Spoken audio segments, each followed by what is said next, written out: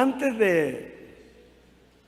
de comenzar el tema de por sí, es que hemos estado hablando, porque pues yo estaba viajando mucho, entonces no he podido estar hablando con los hermanos que tienen el programa acá, porque a uno siempre le gusta como compenetrarse, ¿verdad?, de la idea, qué es lo que movió a hacer este evento y qué es lo que se persigue.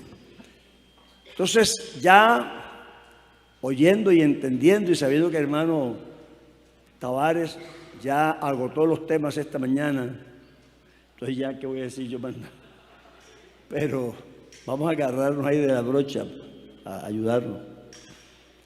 Hay una cosa que últimamente yo he pensado, bueno, últimamente es que los ancianos, últimamente 2, 3, 4 años, no es como cuando uno está joven que 1 mes o 2, no, esto ya tiene 4 o 5 años. Hay cosas que a mí me empiezan a dar vueltas en la cabeza de por qué los problemas que tienen los cristianos. ¿Qué es lo que nos cuesta realmente? Entonces cada quien hace su invento. Se da una explicación porque pues algunas se tienen uno que dar. El pastor que tuve, las circunstancias, mi papá, mi mamá, etcétera. Uno se da alguna explicación. Pero ya a mi edad, además he sido pastor por más de 60 años, entonces uno ya conoce mucha gente y sabe que algunas cosas no son las que producen ciertos problemas. Aparte de que hay algunas que sí tienen incidencia, pero hay cosas que uno no se da cuenta. Por ejemplo, ustedes no se dan cuenta el impacto que tienen ustedes el edificio. O yo llego, vengo de estar hablando en muchas iglesias, no hay muchas iglesias con esta cosa así, con esta cosa así, con esta cosa allá, con esta cosa por acá. Entonces uno se tarda en ubicarse. Eso es una cosa que uno no se da cuenta, pero la vive. El sonido, cómo le llega la voz. Ya mis ojos no son tan buenos para ver al último hermano que está allá, así más o menos. Medio la barbita, se la veo así. Pero si lo veo en la calle, pronto no me acuerdo quién era. Entonces, todo eso impacta al orador, también a los que asisten. Por eso las iglesias católicas eran altísimas y con una bóveda. Te llega y nadie tiene que mandarlo a callarte. El mismo edificio te obliga a un comportamiento. Entonces aquí hay cosas que nos están pasando que ustedes por todos se han dado cuenta. Ustedes seguramente saben que son republicanos, ¿cierto? Yo también. Pues nacimos en una república. Eso tiene una influencia. Desde chiquito le muestran a uno los símbolos de la república, la idea republicana, los 3 poderes, el voto, yo elijo al presidente, yo le exijo al presidente. Es decir, eso no lo podemos evitar, que ha conformado nuestra mentalidad. Entonces todos tenemos derechos. Esta es una república social de derecho. Entonces tiene una constitución muy garantista. Entonces todo el mundo sale a la calle a tirar piedras porque tengo derecho. Y si el policía me dice algo, le pego. Pero a mí me respeta. Eso va conformando una mentalidad. Entonces el pastor le dice a usted, hermano, tráigame allá. Y te da una cosita por dentro. No dices nada, pero ¿quién me da órdenes? ¿Qué pasa con él? ¿Qué le pasa al viejito este? Es una cosa que usted no se da cuenta. ¿Por qué menciono esto? Porque yo veo los problemas que los cristianos colombianos tienen de ser fieles. Y parte es que ellos son republicanos. Entonces leen una Biblia que no es republicana. Cuando tú lees la Biblia, tú te encuentras con una monarquía absoluta. Y eso te cambia el chip. El entorno se hace diferente. Yo he escuchado predicadores diciendo un versículo que dice: siervos, estad sujetos a vuestros amos. Entonces ellos dicen, no, empleados estén sujetos a sus jefes, pero no jefes, son siervos esclavos. De la época de que se está hablando, eran esclavos que el dueño era el jefe. Así que eso no lo entendemos. Cuando la gente se convierte a Cristo, ellos no entienden que Cristo es un rey y que los que se convierten se hacen súbditos. Eso la inteligencia lo entiende si lo explico, pero vivirlo es otra cosa. Cuando Israel pidió rey, Samuel les dijo, no pongan rey, porque el rey tomará todo lo vuestro. Tomará vuestros hijos, tomará vuestras hijas, tomará vuestras casas. Esa idea para nosotros es repelente. No, lo mío es mío y nadie me lo quita, decía la canción costeña. ¿Ah? Lo mío es mío y nadie me lo quita. Eso es mío. Esta es mi vida y yo hago con ella lo que quiero. Me voy a hacer un proyecto de vida. Todo eso es jerga republicana, donde hay libertades, donde la gente hace lo que quiere. Entonces, cuando nosotros llegamos a la Biblia, los versículos o los rechazamos o los adaptamos. No, aquí no, pero yo estaba con un pastor, no hará 6 meses, 7, de este tema. Y eso se me decía, sí, pero Álvaro, es que el Señor como que dejará de todos modos que uno no lo puede entender. El esclavo no decide. El esclavo no tiene posiciones. El esclavo obedece sin cuestionar. Su vida no le pertenece. Eso para nosotros es una idea extraña. Pero por eso Jesús dice, ¿por qué me llamáis Señor, Señor? Y no hacéis lo que yo digo. Porque un señor no era el señor Torres, no. Era un señor, dueño, amo, el que manda.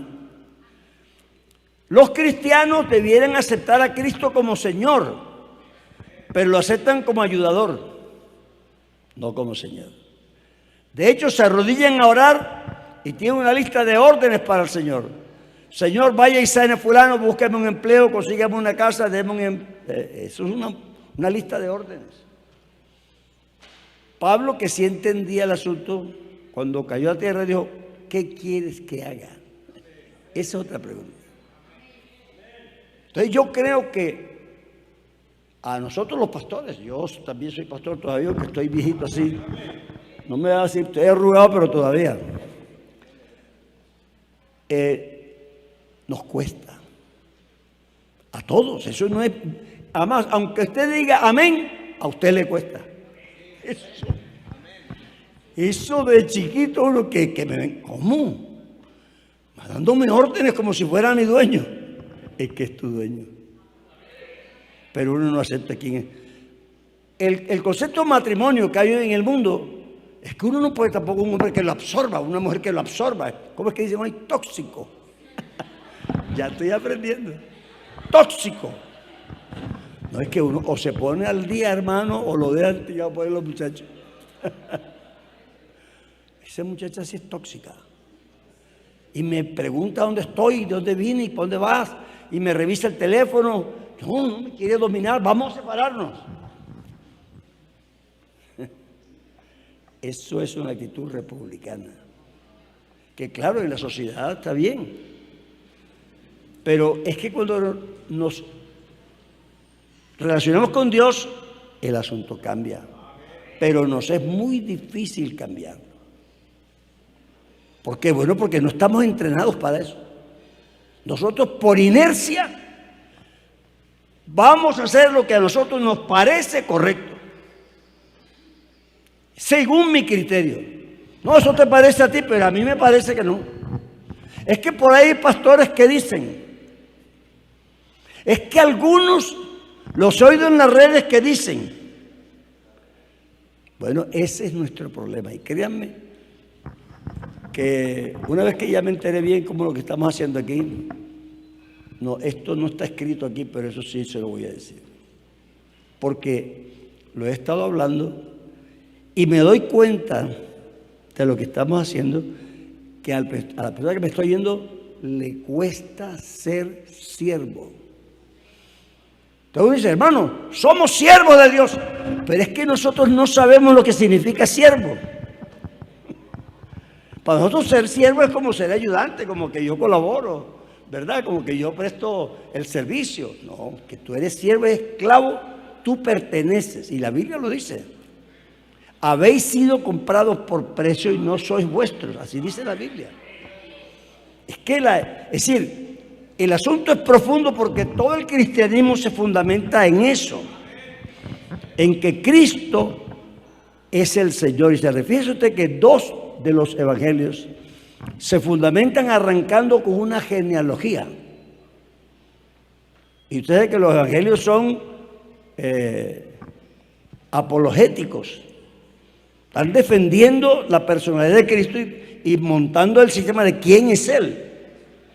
Y lo primero que te dicen, Jesucristo no es un príncipe, ni es una gran persona, es el rey. Cuando aparecieron los magos, dijeron, ¿dónde está el rey de los judíos que ha nacido? Entonces, claro, nosotros para poder entender esto tenemos que darle la vuelta completa a nuestra mentalidad. Y yo que he sido rebelde toda la vida, eso es cosa seria. No crea que no los entiendo, sí los entiendo porque a mí me ha costado mucho. ¿Sí? ¿Cómo me va a decir que yo tengo que obedecer? ¿Acaso Él es mi dueño? Bueno, esa es la palabra. Fíjese usted lo que dice el Señor. Venid a mí, no los que estéis, porque los que estéis es una posibilidad y no es una posibilidad. Los que estáis. Venid a mí los que estáis trabajados y cargados, que yo os haré descansar. Eso suena bonito. Señor, no va a hacer descansar, gloria. Pero ¿cómo te va a hacer descansar el Señor? ¿Qué es el descanso que Él te está ofreciendo? Dice, bueno, el descanso es este. Aprendan de mí, que soy manso y humilde de corazón. Déjense poner el yugo. Esto suena distinto.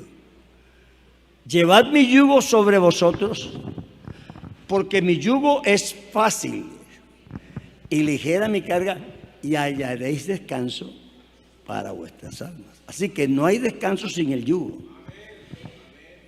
Por eso me parece importante, porque muchos cristianos, usted los oye, hermano, qué lucha, esto es diariamente una pelea, hay que ser guerrero, hermano. Está uno que si no se enfrenta y todo el día, toda una pelea. No ha descansado. El que ha descansado de sus obras está en su reposo. Eso no sería felicidad para mí. Yo tenía 12 años cuando me bauticé y tengo 78, así clarito, 78. Dios mío, es un montón. Hasta yo me asusto. Mejor no lo digo otra vez. ¿Y cuánto es 78 menos 12? 66. Número maluco, pero 66. Cámbiame el 64, pues, para que no parezca. 66. ¿Tú crees que yo me he pasado 66 años comiéndome las uñas? Hay poder, Señor, el diablo, las minifaldas.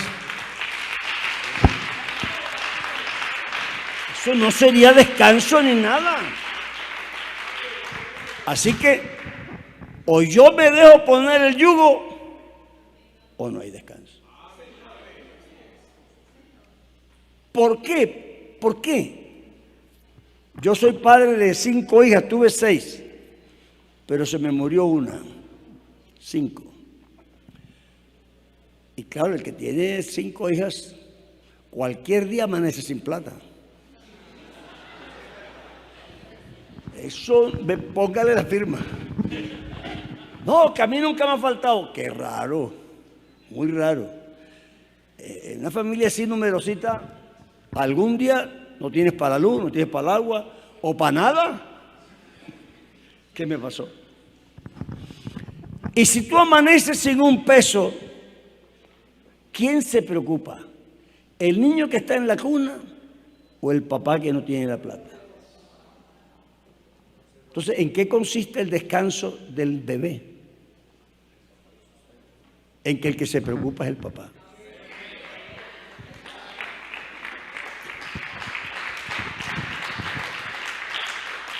Los cristianos no descansan porque se creen suficientes.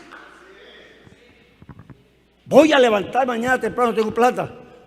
Bueno, sería mejor que te levantaras a orar un rato antes de salir al trabajo. Mano, tuve que hacer, no me dio tiempo ni a orar porque estaba sin plata ni para el desayuno. Te equivocaste. Te hubieras arrodillado primero por si acaso. Es decir, yo creo que esta parte nos ha hecho mucho daño sin quererlo. Porque hemos crecido en un ambiente que tiene una filosofía de vida totalmente contraria a la que la Biblia enseña.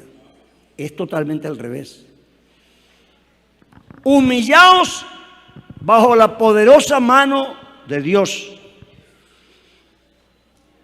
para que Él os exalte cuando fuere tiempo. Eso está entre comas, ¿verdad? Echando toda vuestra ansiedad sobre Él, porque Él tiene cuidado de vosotros. El problema del ser humano republicano es que él es autosuficiente. Es lo que quiere un mundo de oportunidad. Pero yo me esposo sin mi plata, mi comida. Deme oportunidades, verá que yo me la consigo. Me quejo que no hay oportunidades, pero si hay oportunidades, no se preocupe. Bueno, eso en nuestra sociedad republicana tiene sentido. Pero cuando te pasas a la Biblia, fíjate lo que dice.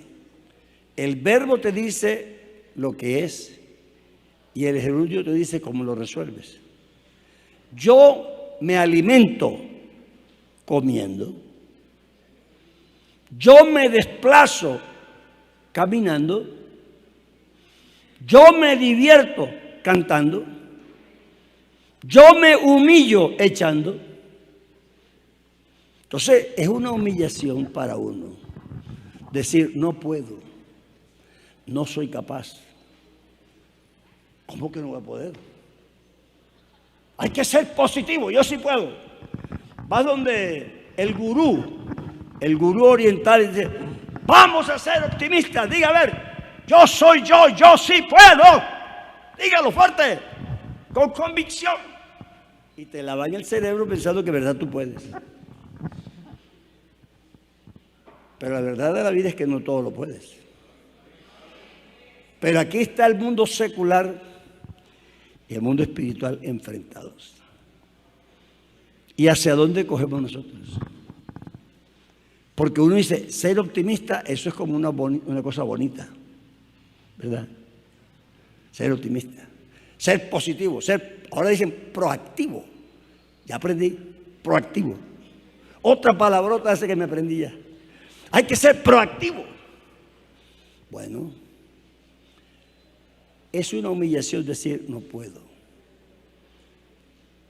Voy a echar mi carga sobre el Señor. Eso en nuestro mundo, francamente, es difícil que quepa. Entonces nos cuesta trabajo aprender eso. Por eso estoy haciendo este preámbulo. Porque me he dado cuenta a lo largo de los años que parte de nuestro problema ni siquiera es espiritual en este punto. Es ambiente cultural. Yo a veces en el consistorio le decía a los hermanos del consistorio, o le ponemos un poquito de sociología a esto o no lo resolvemos. ¿Cierto? Porque hay cosas que son sociales y que se resuelven, por lo menos se entienden cuando uno las ubica. La segunda cosa que yo quisiera aclarar es la espiritualidad. ¿Qué es ser espiritual? Y aquí hay otro problema gigantesco. Sobre todo en Colombia, porque en Colombia somos muy sentimentales. Hasta yo me gusta escribir poemas a veces, esa locura de escribir poemas. Y el otro día estaba viendo una muchacha que está embarazada en Estados Unidos hace como 2 meses, 1 mes y medio. Y le dije, te voy a regalar un poema que tengo ahí que dice, si no existieran los niños. Y se lo pasé para que lo oyera en altavoz y no llegó a la mitad, empezó a llorar. Es que los colombianos somos llorones, ¿sí o no? Hasta yo estaba con el trozo aquí también, de verla a ella pues conmovida. Entonces, eso no es ni malo ni bueno, es que somos así.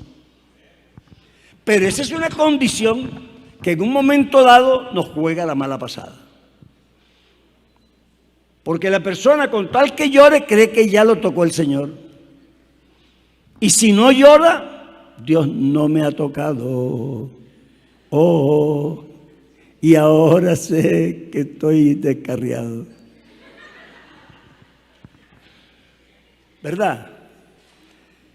No me lo diga porque yo pasé por ahí. Una etapa de mi vida, jovencito, que yo no lloraba cuando oraba. Digo, ¿qué me está pasando a mí? Ya no lloro. Entonces, si la gracia es llorar. Y eso ahora da risa, pero no me daba risa en ese momento. Eso era una angustia. Porque me parecía que había perdido el toque. El toque. Pero no, eso no es ningún toque. Es que los seres humanos tenemos lacrimales y a veces lloramos, a veces no. Eso es todo. Pero tenemos eso que es bueno y es malo. Pues somos sensibles.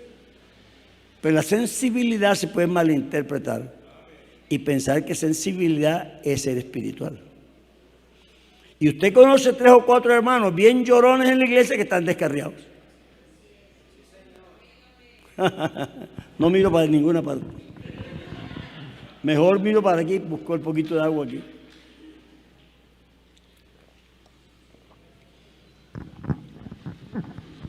No es malo llorar, pero uno que ha criado hijos sabe cuando los niños hacen puchero y no les duele nada, pero te quieren sacar algo, ¿cierto? Ay, el chantaje es endémico. Lo chantajean con 2 lagrimitas. Y la mamá, ay, mamito, no lloro. Y ya le da, ya. Entonces ya él sabe que con una carita agria consigue. Lo que pasa es que Jehová no mira las caritas agrias ni las lágrimas. Jehová mira. Y ese sí es un problema.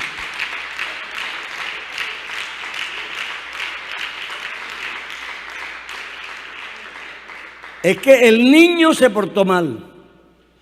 Y la mamá le dice, arrodíllese y pida perdón. No. Le dio con la Biblia por la cabeza. ¡Tan! Arrodíllese y pida perdón. No, y lleva. Cuando lleva como por el quinto bibliazo de esos Biblias familiares. Sé que tenía mi mamá que era así gruesa. Como a la 5ª vez el niño ya no aguantaba más, se arrodilló. Perdón. Así es como te dice. Él dijo, sí, pero por dentro estoy parado. Ese es el problema. ¿Cómo estás por dentro?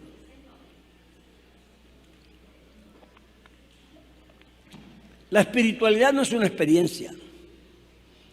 En la espiritualidad hay experiencias, que es muy distinto. Pero la espiritualidad no es una experiencia. En la espiritualidad hay experiencias, claro. Lo malo es que tú te dejes engañar de tu propio sentimiento y te haga creer el sentimiento de que tú estás bien cuando estás mal. Y ahí está el problema. Ser espiritual es mudarse a un mundo donde hay una perspectiva diferente. Yo lo explicaba así de esta manera sencillita. Yo creo que ustedes se han dado cuenta que yo soy costeño.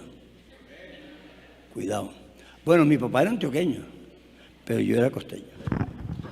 Entonces yo nací en Barranquilla, plano todo, bien lindo, el horizonte, el mar. Pero no conocía la montaña.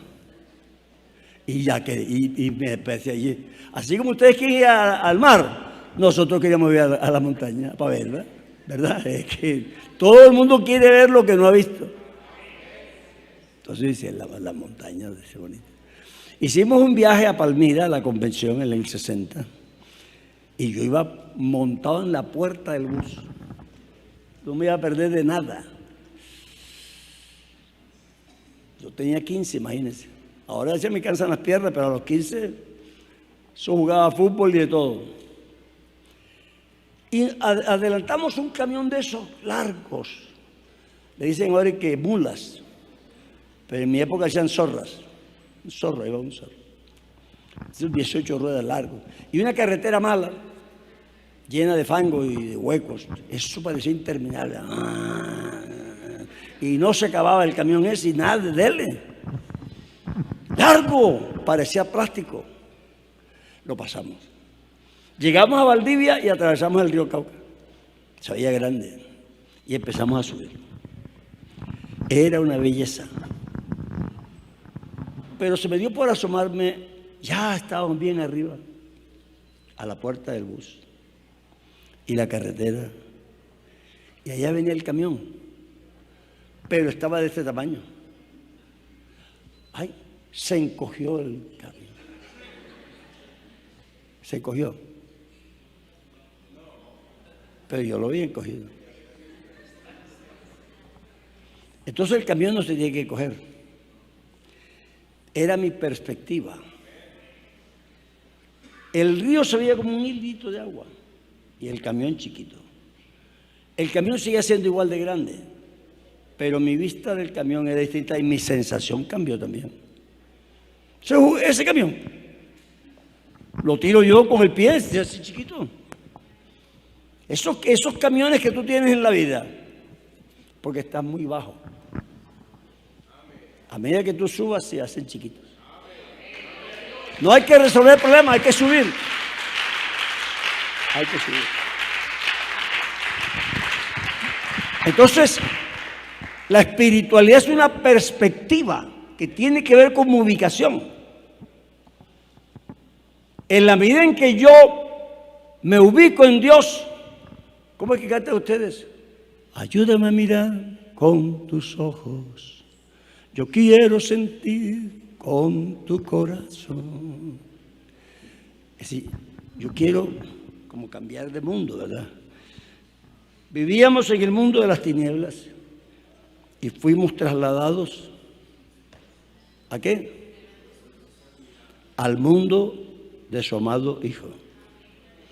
Hemos cambiado el mundo. Si verdad hemos resucitado con Cristo. Aquí está el problema. Ahí es donde la espiritualidad y la sensibilidad emocional se enchocan. Porque no son lo mismo, pero me pueden engañar. Tú vas a ver el mundo distinto dependiendo de dónde te encuentres plantado. Los que somos mayorcitos y vivimos en la época en que fue el hombre a la luna, vivimos toda la propaganda que se hizo, ¿no? Y todo lo que se decía en los periódicos y en la radio, casi no había televisión, aunque a ustedes les parezca raro. Entonces uno se dio cuenta que cogían el vaso de agua, los que estaban en ese entrenamiento, y cuando quitaban la fuerza de gravedad, la hacían nula, el agua se salía del vaso. Y ellos flotaban. ¿verdad? Y llega el punto en que el agua se sale total y el vaso queda limpio. Entre más suben, menos presión atmosférica. Y el agua pesa menos. Entonces uno se da cuenta que el problema no es que esté el agua dentro, sino que estoy muy bajo y la presión atmosférica es muy fuerte. Entonces el agua está metida. Si yo me subo y libero la fuerza, entonces el agua se sale. Eso que tú estás luchando por sacarte de adentro, no luches, sube. Si subes, se te sale. Uno quiere mantenerse arrastrando y sin agua adentro, ¿no? O subes o sigues inundado. Entonces es importante que entendamos la espiritualidad, porque vamos a hablar aquí ahora de esto de espiritualidad, etcétera, pero la espiritualidad bien entendida. La hemos convertido en las prácticas religiosas. Entonces yo digo, vamos a dar una conferencia sobre administración. Y la gente dice, no, administración. Hablemos de algo espiritual.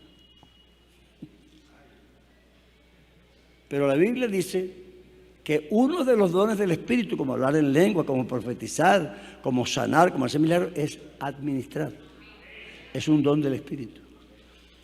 Pero como nosotros no le vemos eso emoción, ni sentimiento, eso no es espiritual. Y ese es el daño que nos está haciendo el concepto equivocado de espiritualidad. En la predicación y en todo. Yo busco un efecto emocional porque si no yo creo que no he conseguido nada. Y como yo quiero que sea espiritual, yo procuro eso. Pero no es necesario. En la espiritualidad hay experiencia, así que es posible que yo en un momento dado me emocione. Pero no por estar emocionado soy espiritual. Pero a veces por ser espiritual me emociona en algo, cualquier cosa que sea. Puedo pensar que Cristo me amó y eso me quebranta el corazón y me emociono. Eso es posible. Y de hecho, eso sucede. Entonces creo que es importante estas dos cosas que ustedes entiendan, porque yo creo que sí nos ha hecho mucho daño y nos ha pesado mucho en la vida diaria el criterio de que yo soy libre o no. Entonces, hay libertad en la casa de Dios, hay libertad en la casa de Dios, puedo brincar, puedo saltar, puedo no sé qué. Y eso es libertad. Esa es libertad republicana.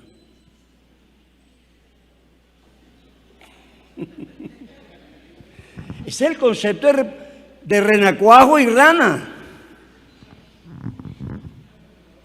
¿Quién está más vivo? ¿Cómo se llama eso? La larva de mosquito, gusarapo, le decimos nosotros. ¿Cómo se dice aquí? Eso que hace en el agua. Son como unos gusanitos. Una larva de ese mosquito. Entonces se mueve como una, parece eléctrica. Y una tortuga. ¿Cuál de las dos está más viva? Hermano, la vida es movimiento. No, la vida no es movimiento. Todo esto se está moviendo. Aún las paredes estas se están moviendo. Todo, ¿verdad? Se mueven más o se mueven menos, pero todo se está moviendo, todo. En el universo todo se mueve. Así que es un concepto equivocado. Que el que se mueve más tiene más vida. ¿Cuánto dura un gusarapo de eso vivo? No dura ni 24 horas. Se murió. Se acaba rápido. Pero yo no como tortuga. ¿Por qué mi tía llevó una tortuga una vez a la casa? Y las tortugas cuando muerden no sueltan. Haz lo que quieras, no va a soltar. Te arranca el pedazo. Entonces, para poderla matar, lo primero que hacen es evitar que muerda. Le pasan el cuchillo y le queda la mandíbula suelta. Viva. Viva el animal. Le corta la boca. Después viene con una cáscara que por los lados está soldada. La parten y viva le arrancan algunas cosas que están pegadas. Y entonces la cortan en pedazos. Pero los pedazos se mueven solos. Están vivos. ¿Alguno de ustedes ha visto eso? No. Y la echan en la olla y los pedazos suben y bajan. No soy capaz de comer eso. Desde que lo vi, no. Y me parece mucha crueldad matar a un animal así. Porque ese animal no tiene un centro vital. Está la vida en todos los pedazos del cuerpo. Así que está más vivo que el gusarapo, aunque es más lento. Así que la vida no es porque sea rápido o lenta. La vida es un principio que no tiene nada que ver con lo rápido o lo lento. Entonces, es importante que nosotros como que analicemos la vida bien, nos liberemos de lo que no es y le demos cabida a lo que sí es. Una visión espiritual de la vida. Yo tenía como 15 años. Entonces salí del templo y me encontré con una hermana, costeña ella. Y nos enfrentamos. Y yo, Dios lo bendiga. Me dice, oiga, hermanito, ¿usted sabe cómo son las mujeres cuando están así?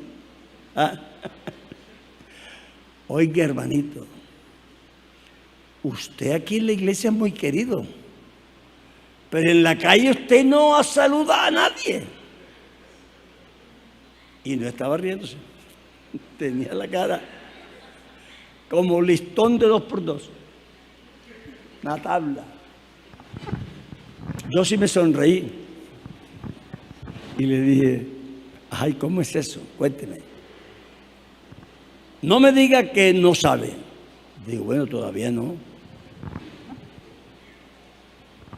Hermano, no me diga que no se acuerda. ¿Pero de qué quiere que me acuerde? Es que ayer, allá en ese almacén que se llama Ropa al Roble, tenía un muñeco colgado por aquí. Veníamos usted bajando y yo subiendo y nos estrellamos. Yo sí me acuerdo que me estrellé con alguien. Así que ella sí tenía razón. Y dije, bueno, sí me estrellé con alguien, pero no me di cuenta quién era, hermana. Entonces ella tiene dos posibilidades. Que no se dio cuenta. No, si nos dimos nariz con nariz.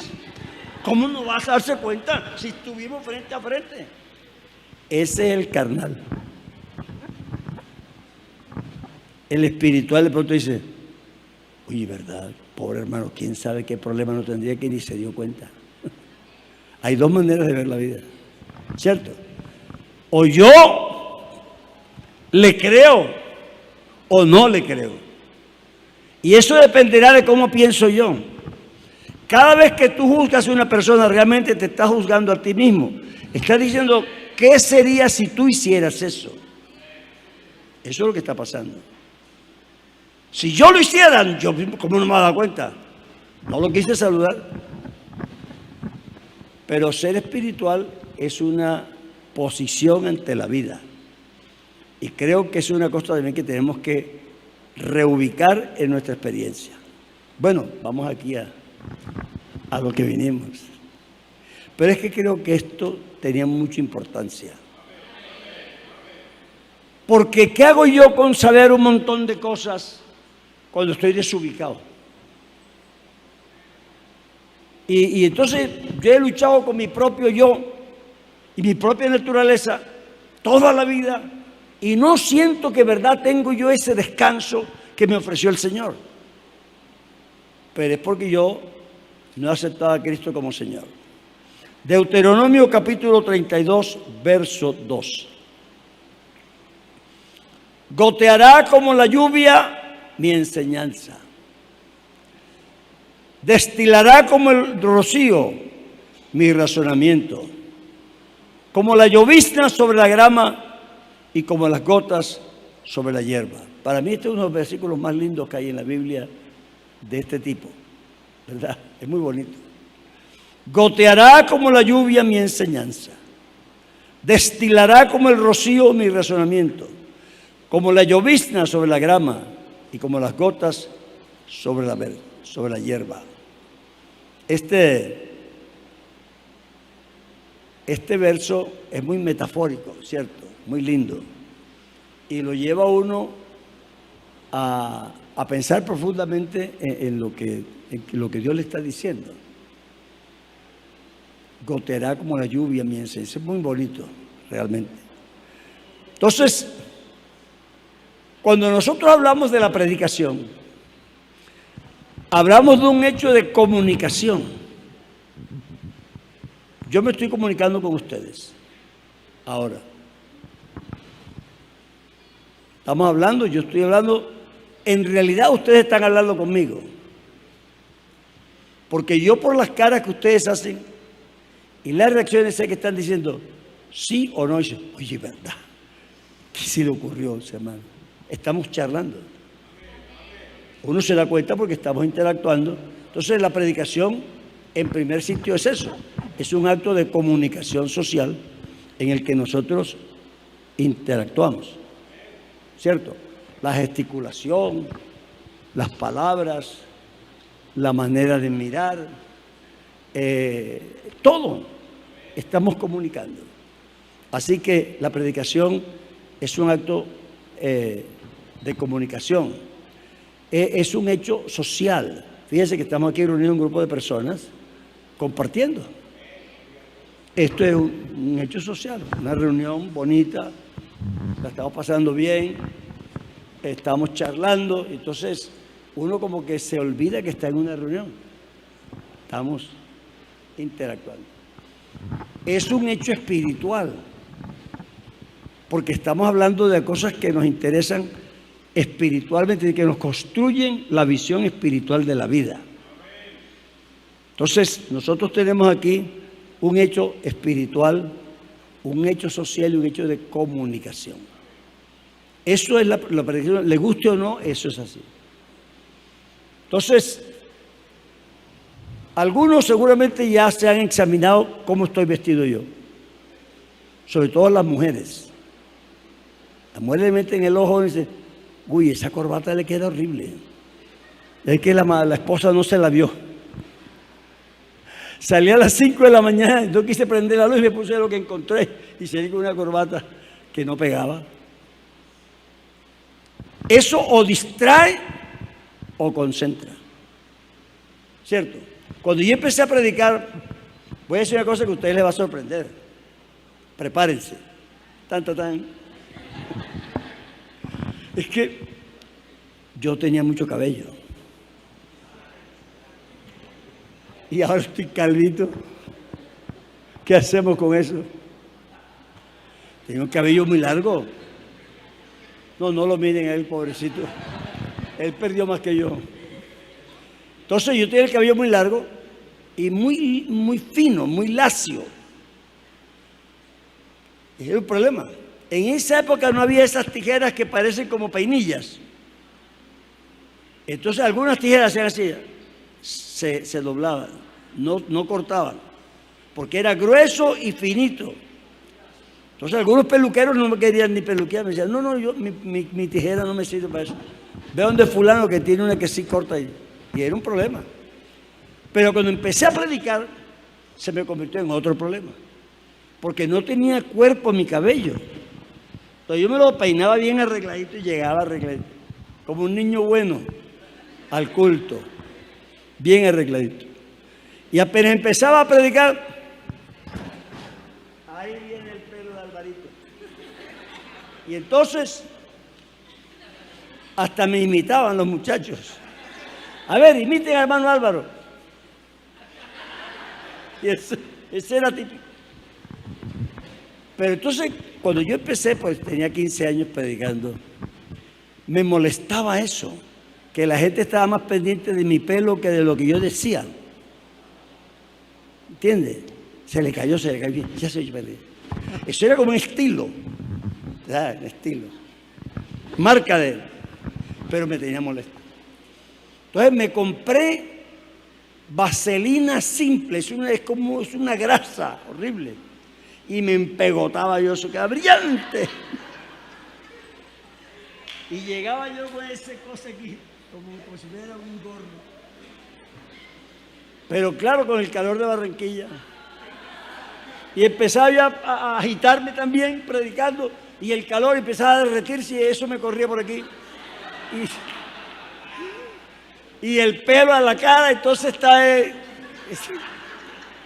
No, hermano. No, es que a ustedes les da risa, pero a mí no me da risa. No, gracias.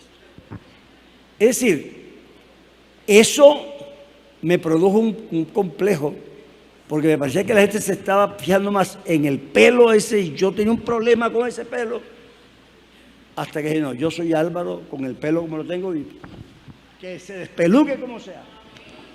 Y todo el mundo me ha conocido 60 años despelucado. A veces logro como arreglarlo, otras veces hermano. Eso no. Entonces, este es un hecho social que no puedo evitar, esa es parte de la predicación. Entonces yo sí tengo que tener en cuenta, porque hoy parece que la gente no tiene eso muy en cuenta. No es un espectáculo de pasarela, pero tú sí tienes que reconocer que tú o vas a concentrar la atención en lo que dices o en la pinta que llevas. O debes procurar que esa pinta más bien ayude, ¿verdad? En vez de distracción. Y eso te lo digo porque lo viví yo. Eso realmente era desesperante. Es que se me caía ese pelo ahí. ¿Y qué podía hacer si me tapaba medio ojo así? Entonces yo tenía que echármelo así, así, y me quedaba con... Entonces hacía así. Eran en dos movimientos. Tas, tas, tas, tas. Ya tenía práctica en eso. Entonces, este tipo de cosas, por más que tú no quieras tenerlo en cuenta, tienes que tenerlo en cuenta porque esa es la predicación. Ustedes son alumnos en el colegio o en la universidad. Y hemos tenido profesores así, ¿sí o no? Que uno se pasa la hora riéndose de ellos. O con mal olor. A veces pasa. Bueno, eso distrae. Entonces yo quiero que la gente esté pendiente de lo que estoy diciendo. Eso es lo que me interesa. Primero, entonces, viene en una presentación, es un hecho espiritual. La preocupación del predicador debe reflejar su convicción de qué es lo que él está persiguiendo. Tú conoces a un muchacho en la iglesia y ves cómo se viste él. Entonces el pastor le pide que predique el sábado. Y todo el mundo dice, mira de la pinta. Eso es para predicar esta tarde. Esa pinta, hemos hecho, como si fuera a declarársela a la novia esta noche. Entonces, está bien que le prestes atención a la presentación, pero si es tan notoria, eso, sobre todo las mujeres lo van a criticar, ¿sí o no? Mira, se cree ahora mismo el chacho de la película. Entonces yo creo que debemos ser sencillos, naturales, pero eso sí, sabiendo que este es un lugar público donde yo voy a presentarme como debe ser, lo más respetuosamente posible. Yo no quisiera dar una imagen única porque tampoco es la verdad. Una imagen que sea respetuosa es suficiente.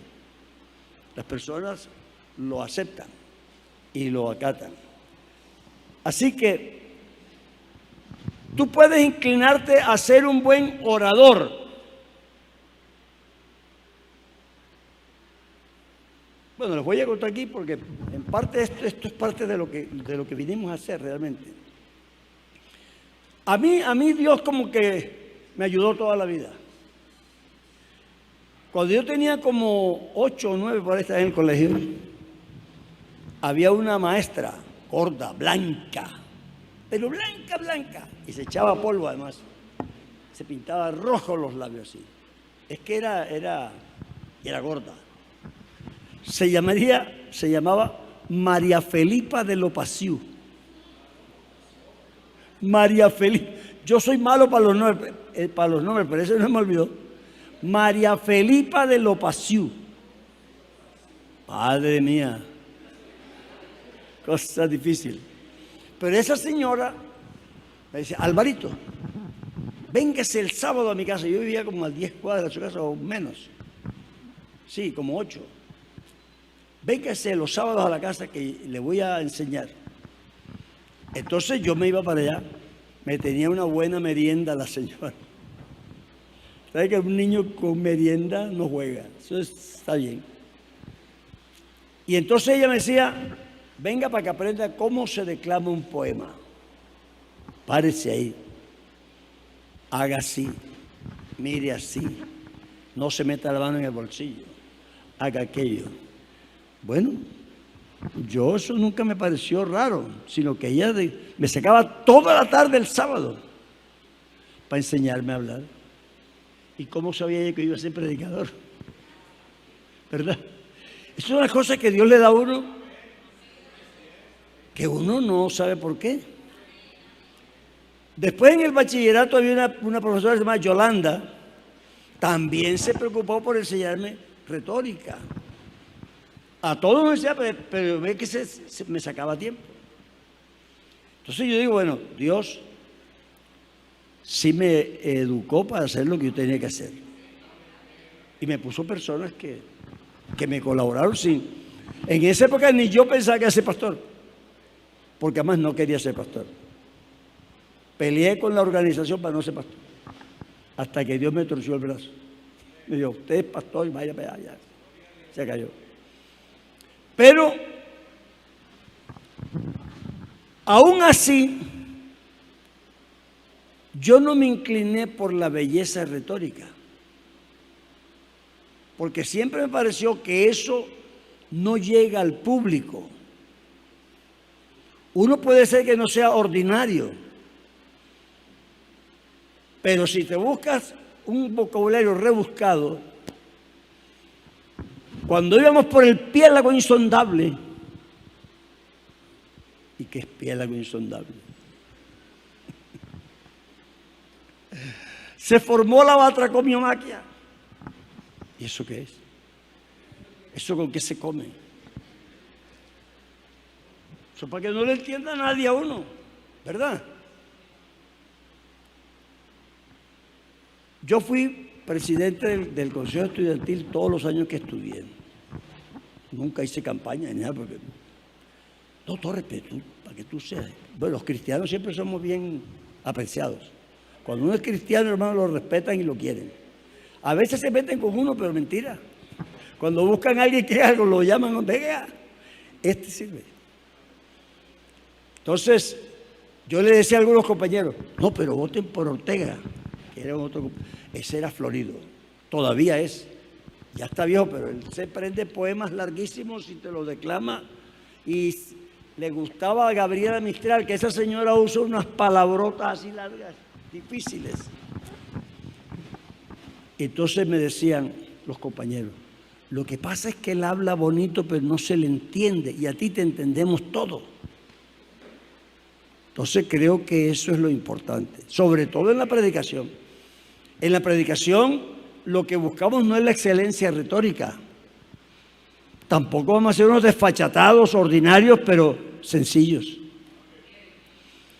Ahí cuentan en Sincelejo que había un obispo, muy buen predicador. Y entonces él tenía un empleado que era el jardinero. Y lo llamaba, fulano, siéntate ahí. Y le predicaba el sermón la homilía que iba a predicar en la misa. ¿Cómo te pareció? Decía, uy, doctor, qué belleza, usted habla lindo. ¿Y qué significa lo que dice? Bueno, no me doy cuenta mucho, pero está muy bonito. Entonces él arreglaba el sermón y venía otra vez y se lo predicaba a él. ¿Cómo te pareció? Usted está hablando ahí como que de Sansón, ¿verdad? Me parece que era de Sansón que dice usted que tiene una mujer por ahí. Sí, ¿qué más? Bueno, no mucho, pero sí que habla de Sansón. Entonces iba y arreglaba el sermón otra vez. Hasta que él lo entendiera todo, no lo predicaba ya. Porque si yo predico para el que mejor habla, esos serán como 10 entre 200. Si hablo con sencillez, los 200 me entienden, porque el que habla muy bien también sabe lo elemental. Así que él va a entender. Entonces no te rebusques, porque eso entorpece la predicación. Tú puedes escoger la eficacia. Entonces, entre la excelencia oratoria y la eficacia del sermón, a ti te interesa ser eficaz, conseguir lo que saliste a conseguir, predicar lo que saliste a predicar con el propósito de alcanzar lo que saliste a alcanzar. No digas una cosa que la gente crea que dijiste Diego cuando dijiste digo. Hay que ser claros. Así que nosotros vivimos una disyuntiva muy grande en este momento. Y creo que esa es otra de las cosas que tenemos que enfrentar. Cuando éramos un montón de personas en que muy poquitos eran educados, mis primos y yo fuimos los primeros bachilleres de Colombia en todo el país de la iglesia. No había más bachilleres. Y un amigo, compañero, pastor me dijo, te estás yendo muy profundo en el mundo, porque tú eres un buen cristiano, pero te estás yendo muy profundo. ¿Y qué? Es que ya estás en segundo de bachillerato. Y le parecía que iba muy mal. Todo estaba muy mal. Pero resulta que eso ha cambiado. ¿Verdad? Gracias a Dios. Entonces tenemos un alto porcentaje. Cuando yo regresé de España, hice una encuesta y me descubrí que una cantidad muy grande de pastores no habían hecho ni la primaria. Y se dedicaban a explicar la Escritura. Entonces, como había problemas doctrinales que no eran doctrinales, sino que no sabían leer. Entonces hicimos un trabajo de, ¿cómo se llama eso? Hacer el bachillerato. Validación, gracias. No nivelación, esa es la que te gusta a ti, que eres pastor. A los pastores les gusta la nivelación, pero esta es la validación. Es que los pastores sí tenemos lo nuestro, ¿verdad? La validación. Entonces, hicimos la validación de la primaria. Y vea, hermano, se resolvieron como el 40 o 50% de los problemas doctrinales. Y entonces validamos el bachillerato. Y prácticamente se acabó el problema doctrinal en unos distritos. Porque el problema es que no sabían leer. Pero una vez que aprendieron, ya se comprende bien. Entonces, eso es bueno. Pero nosotros estamos apuntando a conseguir un resultado espiritual.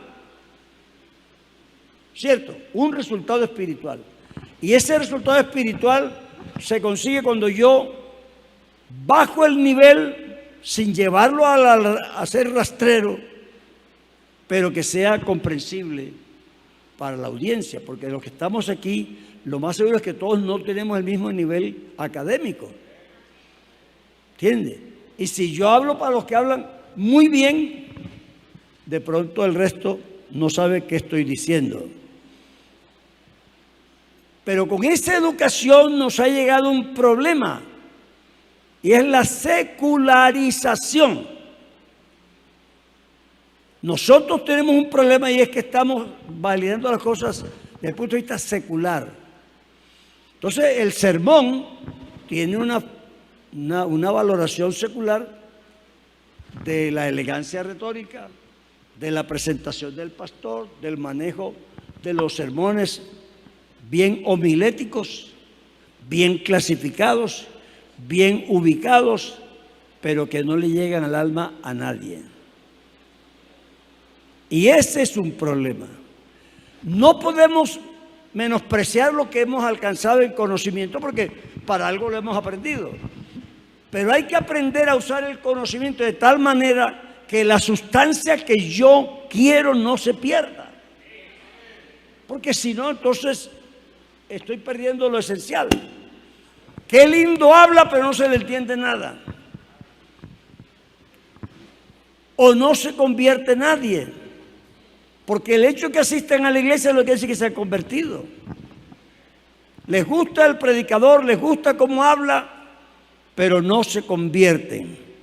Entonces la cuestión homilética usted la encuentra en los textos, en las redes, se la explican. Eso se puede aprender y se puede practicar. Uno no tiene necesidad de mucho para eso. Pero el sermón cristiano es más que eso. Es más que eso. Y es importante que lo entendamos de verdad.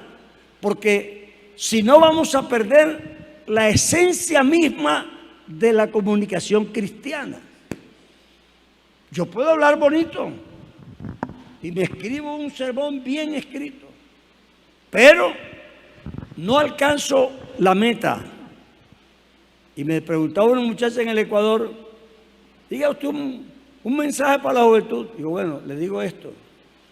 Si yo salgo para un lugar de viaje a donde me invitaron a ir y tengo muchas experiencias lindas en el camino, pero no llego allá, fracasé. Porque no me interesan las experiencias del camino, sino el objetivo final al que yo debo llegar. El fin del negocio es mejor que el principio. Así que la predicación es importante que mantenga su esencia. Hay un elemento en la predicación cristiana que es el Espíritu Santo. Si usted lo saca de allí, usted no le queda sino un discurso vacío. Y lo podemos hacer. Los que hemos leído la Biblia, yo la he leído mínimo 70 años. Algo tengo que saber de la Biblia, porque en 70 años leyendo el mismo libro, algo aprende. Y uno puede pararse y hilar algunos pensamientos bíblicos y decirlos bien dichos. Pero eso no es lo que se persigue. Lo que se persigue es que el Espíritu Santo transforme al hombre. Que el hombre reciba un mensaje que lo transforme. Ustedes tienen que darse cuenta de una cosa, porque uno aprende de todo. Van por el campo, ahora una publicidad que hay, ¿verdad? Y le cae el montón de cosas de grasa a la niña o al niño. Y entonces le muestran los dos productos. Y le echa un producto y es un testimonio de que le limpió con ese producto. Doña fulana, ¿con qué lava usted esa ropa tan blanca? Yo usaba tal, pero ahora uso tal y queda blanquísimo. Tú no puedes evitar, y si lo haces, estás equivocado, que el testimonio sigue siendo un método muy efectivo para comunicar verdades. Porque a la gente le interesa que si a ella le fue bien, puede ser que a mí también me vaya bien. Que si ella lo hizo y le resultó, es posible que si yo lo haga, también me resulte.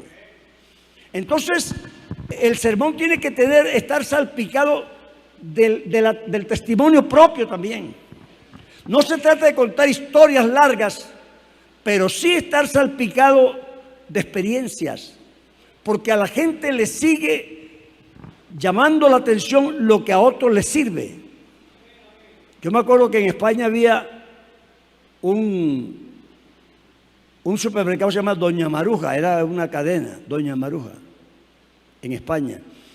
Y entonces había otro que ahora no me acuerdo el nombre, pero póngale que se llamara El Éxito. Y una señora que va por la calle: señora, ¿cómo está usted? Yo me llamo Maruja Salcedo. Doña Maruja, ¿y dónde compra usted? Yo compro en El Éxito. Doña Maruja compra en El Éxito. Pero Doña Maruja era de otra cadena. Pero esta señora se llamaba Maruja. Ese tipo de publicidad tú no lo puedes negar. Todavía en la televisión, hoy día, siglo XXI, muy posmoderno, sigue siendo efectivo. El testimonio de la gente. En los cultos nuestros antiguamente había un espacio muy grande para testimonios. Claro, hoy los templos son muy grandes y una persona habla y no se le escucha. Pero un predicador tenía la costumbre de preguntar a los que se entregaban qué parte del sermón le impresionó más. Y el señor se entregó y le dijo: señor, ¿y qué parte de mi sermón le impresionó? No, señor, yo ni siquiera lo escuché. Es que aquella señora testificó tal cosa y me tocó mucho. Yo me arrodillé a orar, darle gracias a Dios, que yo también quería eso, y estaba esperando que usted llamara para pasar al altar. El testimonio sigue siendo efectivo. El sermón debe tener un texto, un tema único. Con eso quiero decir, no divagar. Las personas divagan mucho. Lo hacen en todo. Hubo un empresario famoso que vino de Corea del Sur, y entonces él andaba buscando prospectos aquí en Sudamérica. Y después que hicieron la entrevista, ya se iba, le dijo al entrevistador: bueno, ¿qué última palabra le aconseja usted a los jóvenes colombianos? Y él dijo: vea, hay un problema en Latinoamérica. A la gente le gusta dar mucho rodeo y contar historias. No cuenten historias, vaya al grano. Cuente lo que tiene que contar, y eso es, mantenga la idea. Mi hija es trabajadora social y ella trabaja con el gobierno canadiense. Me dice: papi, esas peticiones que la gente manda con 5 y 10 páginas no las lee nadie.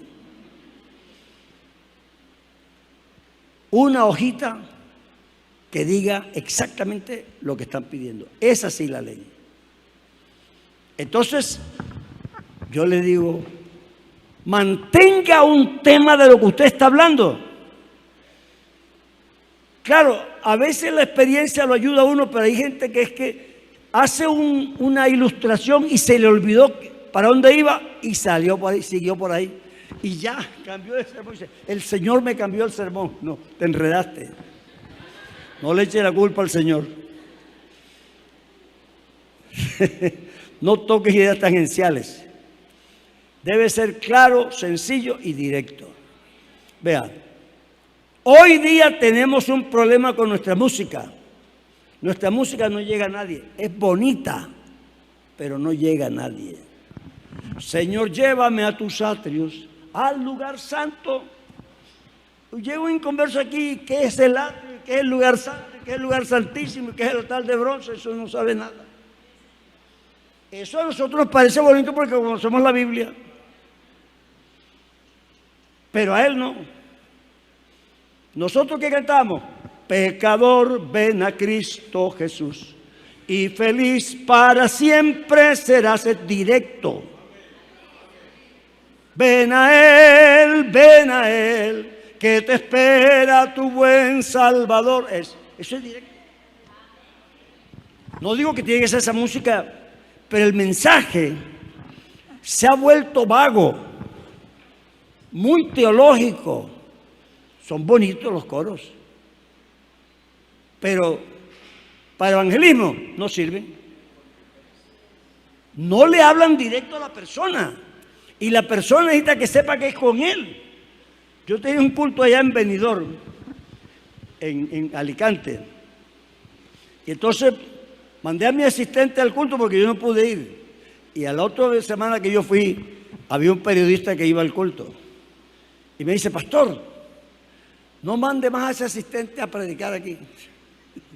Sí, ¿por qué? Dice, es que el domingo, el culto pasado me la dedicó a mí. Y yo dije, ¿tú estabas en el culto? Claro. Digo, bueno, es que nosotros no le predicamos a los que no vienen, le predicamos a los que están ahí. Y tú estabas ahí, pues sí, era contigo. No te voy a pedir excusas por eso.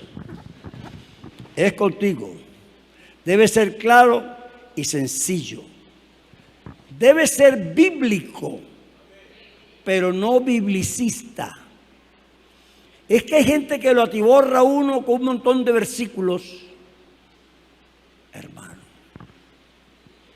Y lo peor es que los cristianos, si no se sabe el versículo, empiezan a buscarlo.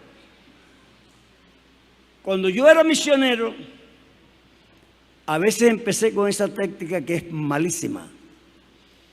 Capítulo tal, ahí la gente, uno mira y ve el poco de cabezas. Nadie lo estaba oyendo. Y si la historia era bonita, se lo quedaba leyendo. Hasta ahí me escuchó. Entonces, el predicador sí debe leer todo para estar bien enterado, pero no hacérselo leer a la gente, porque los distrae. A menos que sea un estudio bíblico, que ya es otra cosa, donde hay que probar una doctrina y decir, bueno, tal cosa, y no está, sino que busca, léame el versículo, eso es otra cosa. Pero un sermón no se puede distraer a la gente siendo biblicista. Génesis tal, Apocalipsis, y la gente y no encuentra nada. Lea un versículo y desarróllelo. Es posible que toque uno o dos. Es que uno en el sermón sí cita escrituras, pero no las lee. Porque si las lee, los que saben la Biblia se entretienen leyendo. Y los que no la saben se entretienen buscando. Y nadie escucha. Entonces, hay que hacer las cosas bien, para que las cosas salgan bien.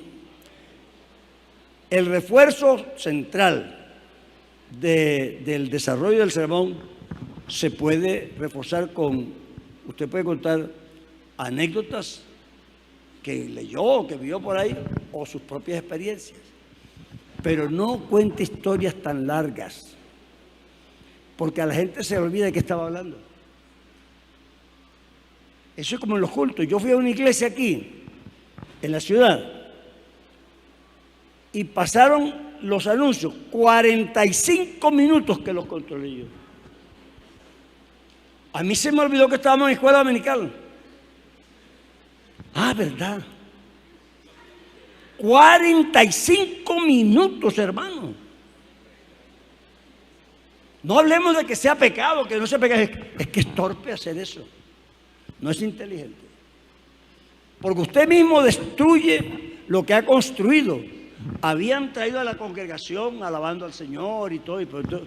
45 minutos diciéndole de los chorizos y de la mojarra frita y de la reunión y de no sé qué. Hermano, parecía, bueno, mejor no digo lo que parecía.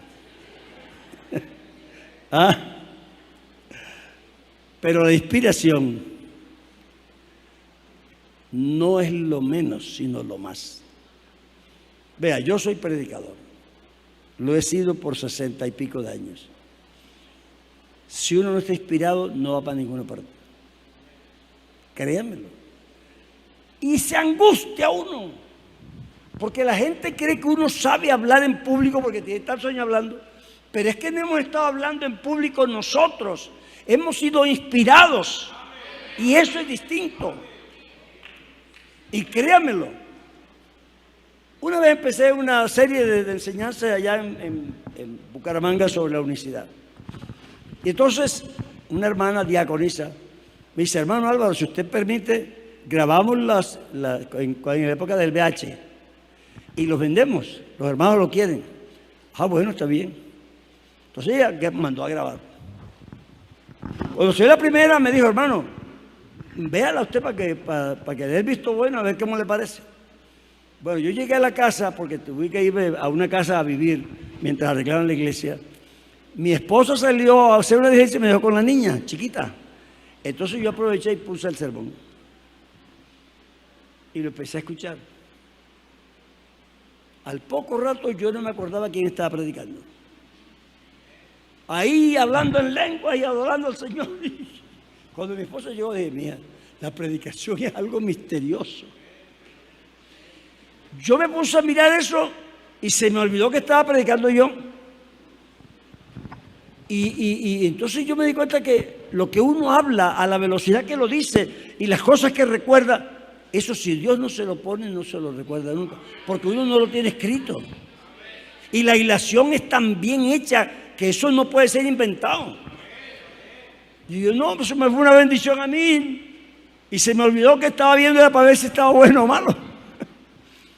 Esa es la predicación. Ni yo me conocía, porque no era yo. Cuando yo tenía como 15 años, estaba de líder de la juventud con otro compañero y íbamos juntos a la casa y usted en el camino me dijo, oiga Álvaro, porque él hablaba así de usted, oiga Álvaro, usted es raro. Yo dije, ¿y por qué? Yo era un muchacho. ¿Por qué? Es que cuando usted está aquí hablando conmigo, usted es una persona. Y cuando usted sube ahí, usted es otra persona. Fue la primera vez que alguien me dijo eso. Yo no le pillé muy bien lo que él quería decir. Pero no se me ha olvidado, porque lo que me pareció que era como importante me lo dejó impactado. Y yo dije, ¿qué será? Pero sí, ¿verdad? Cuando uno está predicando, hasta la cara le cambia. La expresión. Uno va cogiendo una identidad con el sermón, que llega un momento en que tú te olvidas que estás hablando un sermón. Tú estás sencillamente soltando algo y parece que eso va hilado, pero esa es la inspiración. Y eso no lo produce el hombre, eso lo produce el Espíritu Santo. Así que el sermón tiene que estar sumergido en aceite, tiene que gotear aceite.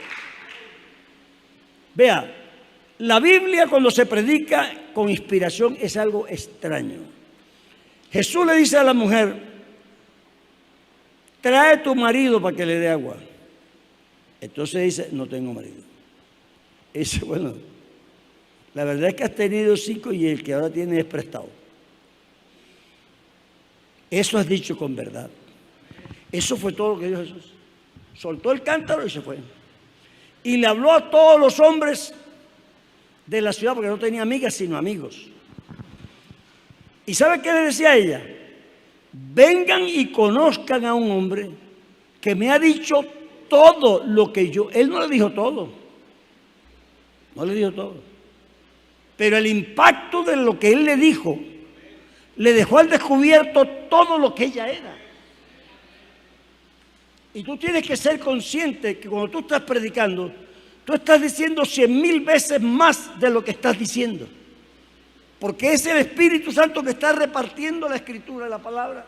Y a cada quien le está iluminando lo que le tiene que iluminar. Es una cosa extraña, pero así funciona. Así funciona.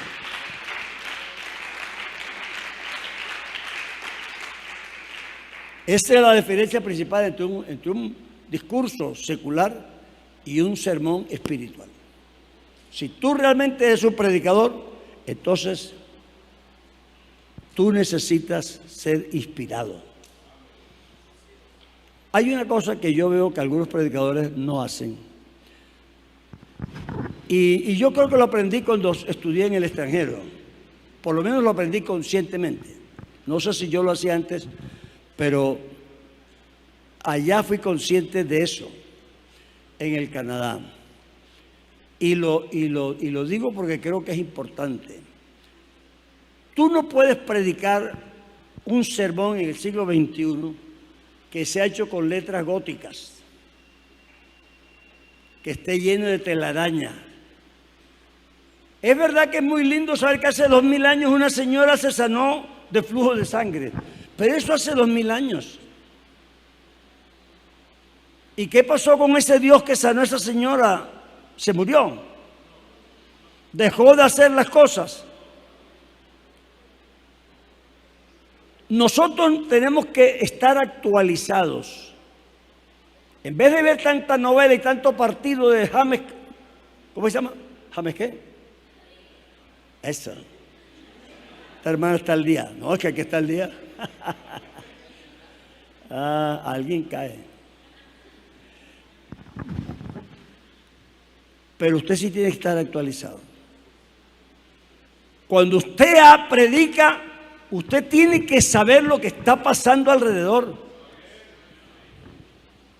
Y usted tiene que saber que la Biblia se actualiza porque predice o porque ilumina lo que está pasando cuando se dijo no había pasado. Y es importante.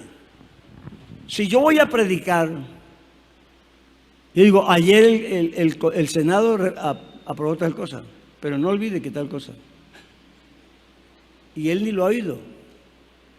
Pero se da cuenta que yo estoy conectado con la realidad de la vida. No, es que el hermano habla de unas cosas, está viejito ya.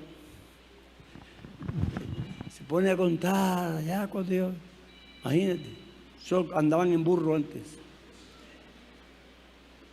Eso no debe pasar.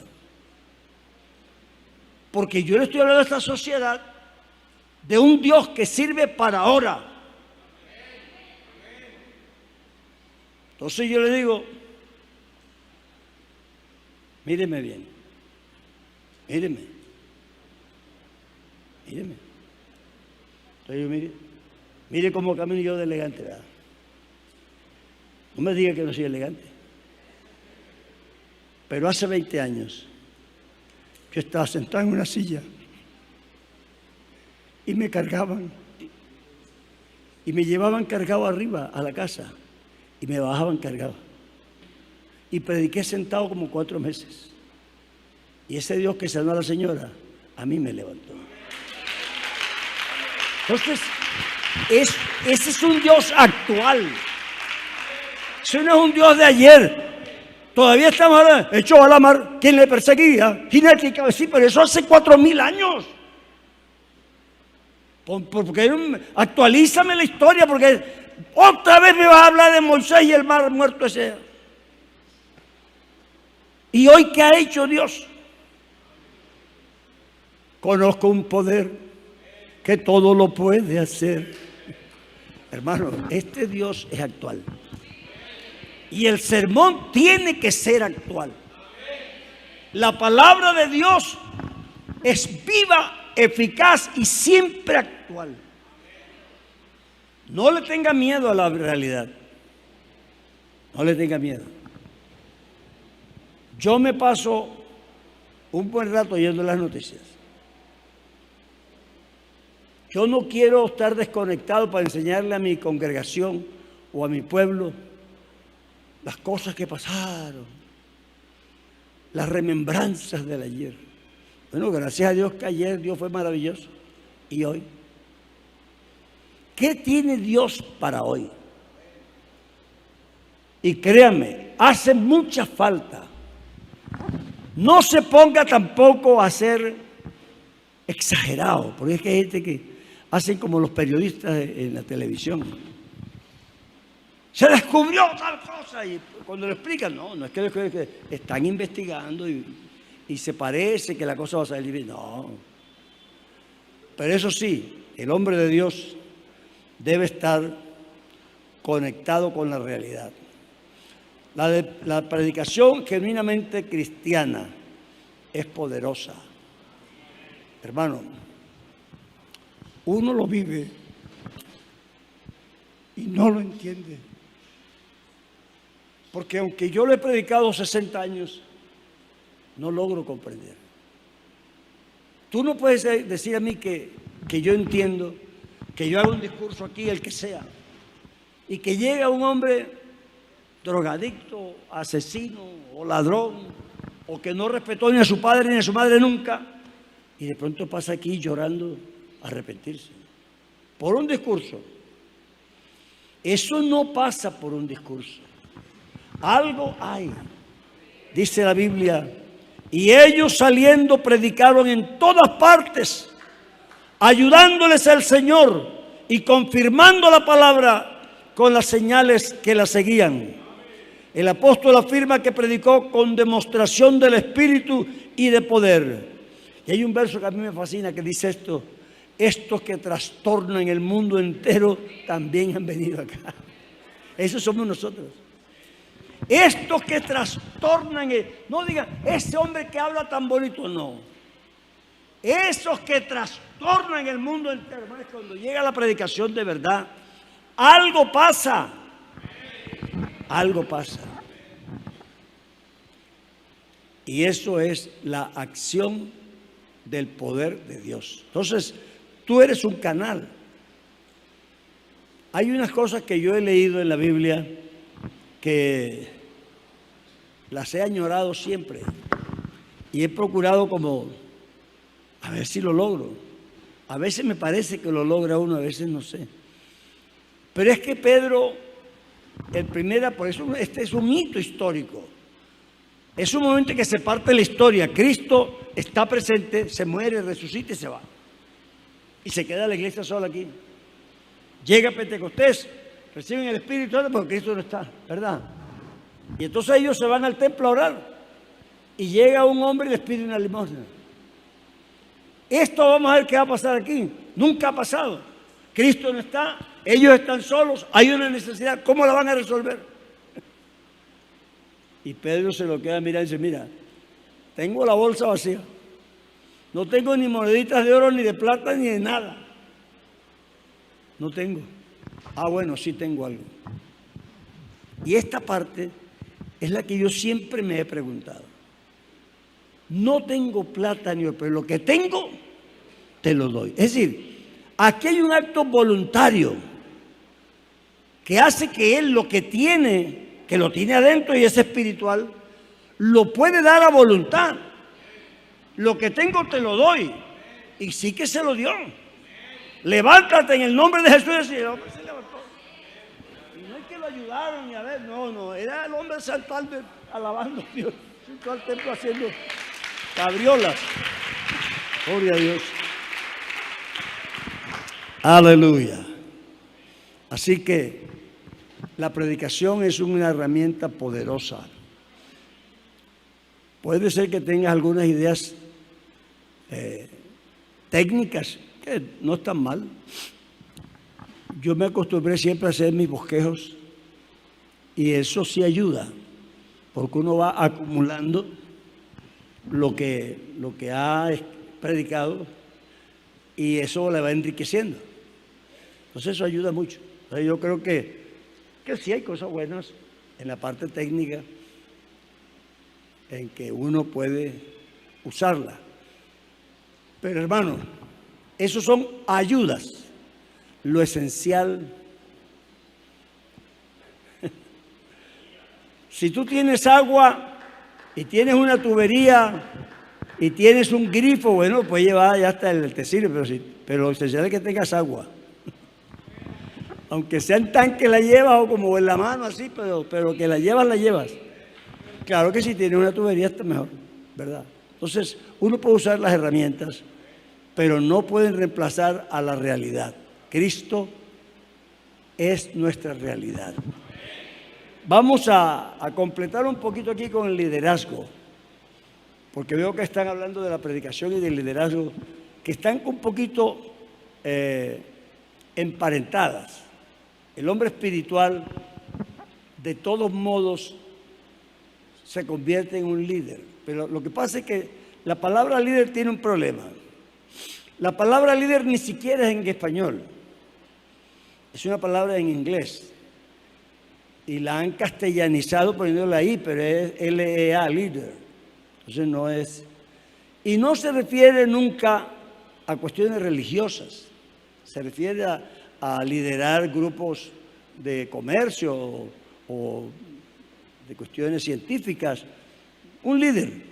Pero bueno, aceptemos la palabra como una persona que guía, que lidera, que dirige cosas.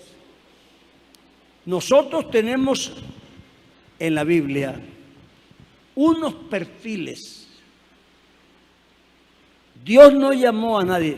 Ahí dice, un muchacho dice, hermano, yo le quiero servir al Señor, vino del ejército, quiero servirle al Señor. Y dice, vamos a hacer una cosa, ve y te buscas un empleo, y cuando tengas un empleo, hablamos. Hermano, sí. Todo en la Biblia, los que sirvieron, dice, dejándolo todo. El que no deja nada es sospechoso.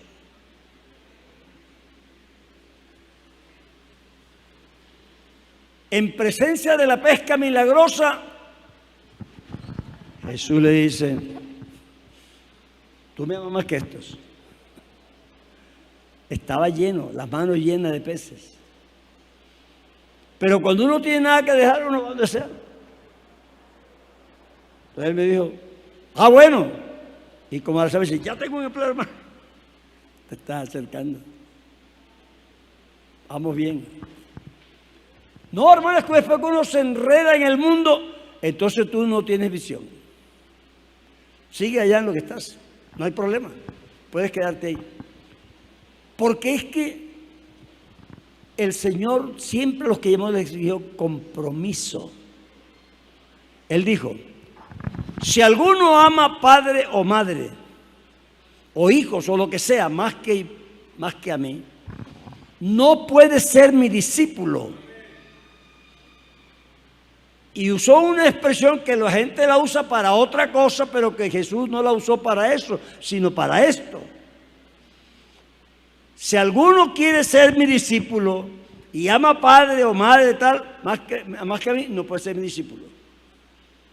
Porque quien que quiera edificar una torre, no se sienta primero y echa cuenta a ver si... No estaba hablando de una construcción, ni de manejar plata. Estaba hablando de servir a Dios, de seguir a Dios. Calcula bien si tú quieres ser pastor o quieres plata. O si quieres riqueza, o si quieres posición, lo que sea. Aclárate. Porque no vas a terminar bien el edificio. Entonces, Dios sí tiene un perfil. Él dice a Moisés, escógeme a ese muchacho Josué. ¿Y qué le dio Dios a Josué? Tráeme a Josué, varón en el que hay espíritu. Y esa palabra espíritu no se refiere al Espíritu Santo ni al Espíritu de Dios. Muchacho en que hay agallas. Tráeme a Josué, que ese sí se envalentona. Dios necesita gente así. ¿No ve lo que cogió a Pablo? Andaba por ahí persiguiendo, pensando que hacía bien. Y entonces Pablo dice, así como yo hacía antes, así como presentaste vuestros miembros para servir al pecado, con la misma pasión, con la misma fuerza, con la misma dedicación, vamos a servirle al Señor. Aleluya. Esa es la diferencia. Cuando dejó a Saúl, él dice, y escogió a David, un hombre según mi corazón, que hará lo que yo le mande. Es que dice, tengo ideas, a ver cómo será la iglesia del siglo XXI. Tú eres atrevido. Dios no necesita tus ideas, Él sabe lo que quiere para su iglesia del siglo XXI. Mano, ¿cómo ve usted la iglesia dentro de 20 años? Si la iglesia dependiera de cómo la veo yo, hace rato se hubiera caído. Claro que eso en una empresa sí se hace. Y entonces los hermanos quieren trasladar esas ideas a la iglesia. No lo hacen por maldad, sino que en la empresa sí funciona. Yo tengo una empresa de cosas de limpieza y entonces yo la proyecto, ¿verdad? Y sí. Pero ¿cómo haces tú para proyectar una iglesia? Voy a proyectar que se conviertan siquiera 20 al año. ¿Y cómo vas a hacer eso? ¿Vas a reemplazar al Espíritu Santo? ¿O le vas a dar incentivos de vivienda y casa nueva? ¿Qué vas a hacer? Nosotros necesitamos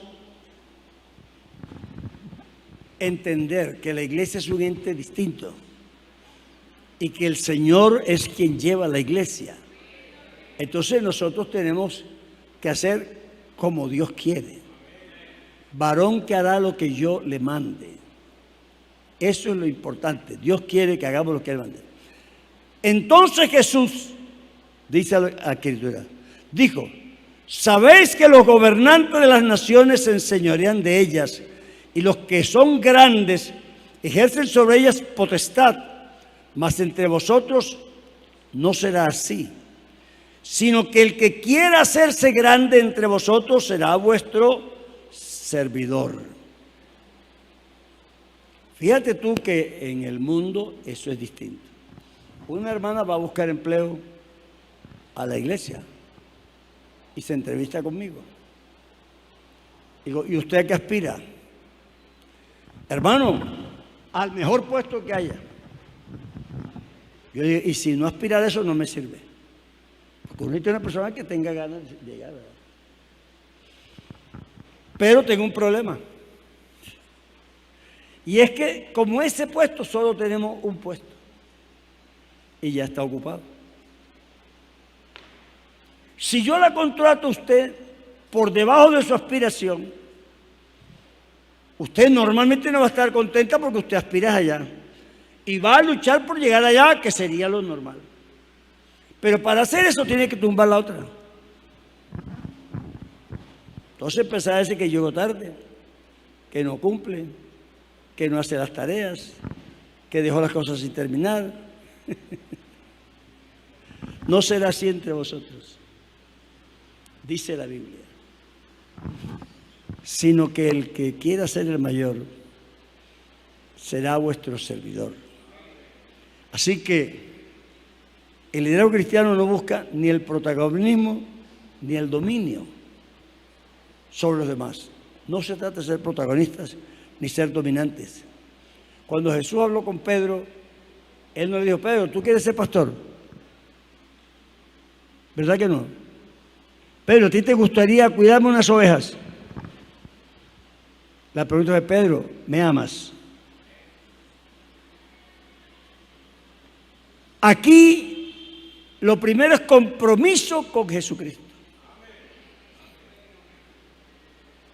Yo voy a terminar con esto, porque a veces uno menosprecia lo que se le ofrece porque no le ve la grandeza. Yo he contado muchas veces que la noche que yo le entregué mi vida al Señor para servicio, ya yo estaba bautizado con el Espíritu Santo, pero para servirle, era que no tenía plata para la ofrenda misionera, y yo dije, bueno, si no tengo plata, le puedo regalar la vida. Entonces cuando la gente se fue, yo pasé al altar y: Señor, hoy no tengo plata, pero tengo mi vida, te la regalo. Esa es mi ofrenda. Me paré y me fui. Como a la semana, la esposa del pastor me dice: hermano Álvaro, ella era extranjera, hermano Álvaro, ¿usted gustaría enseñar niños? Yo tenía 13 años. ¿Tú qué crees que diría yo? Ya me gustaba el fútbol, la pelota. Pero me acordé que yo había regalado mi vida al Señor.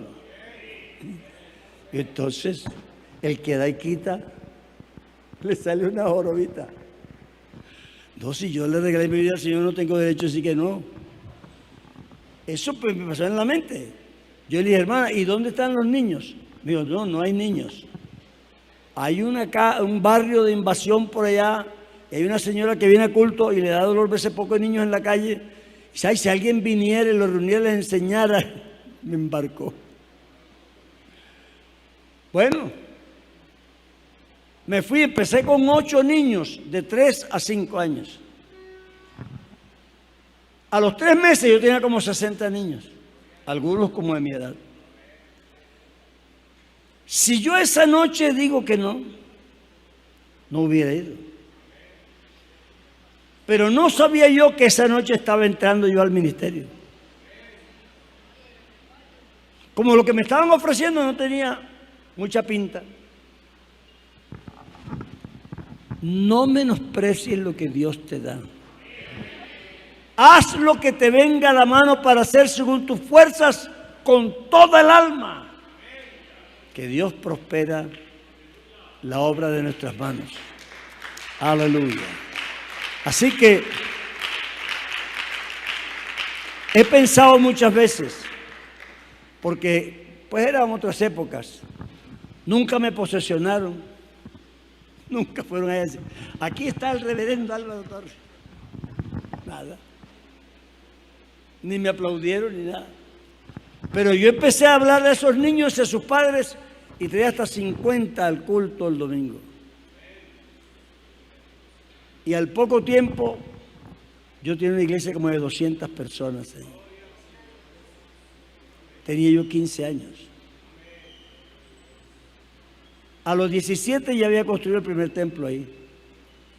Y yo ahora pienso, si yo no hubiera ido, no sería pastor. Pero lo que Dios me ofreció, agarré. Solo porque pensé que yo no era republicano. ¿Cierto? Le regalé mi vida y ya no es mía. De verdad lo pensé y todavía lo pienso así. Yo no puedo entender la gente cristiana que ellos quieren hacer planes con su vida. Habla con Dios, porque Él es tu dueño, aunque tú digas que no. Mano, pero ¿cómo sé yo? Tú dile. Tú dile. Dios sabrá cómo te responde, no te preocupes. Pero cuando te responda, tú lo sabrás. Te lo aseguro.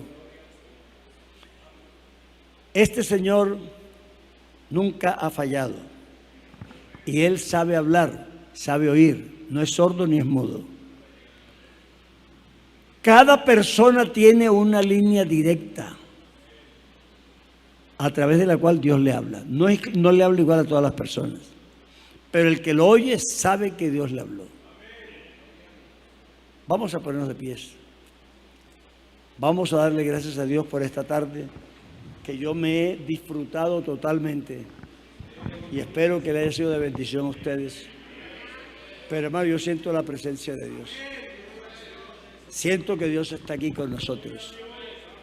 Amén. Démosle gracias al Señor. Soberano Dios, invoco el nombre de Jesús. Te doy gracias por esta maravillosa oportunidad de compartir, de sentir tu presencia, de saber lo que tú quieres hacer con nosotros. Bendice tu pueblo, Señor. Levanta obreros según tu corazón, que hagan lo que tú les mandes hacer. En el nombre de Jesús.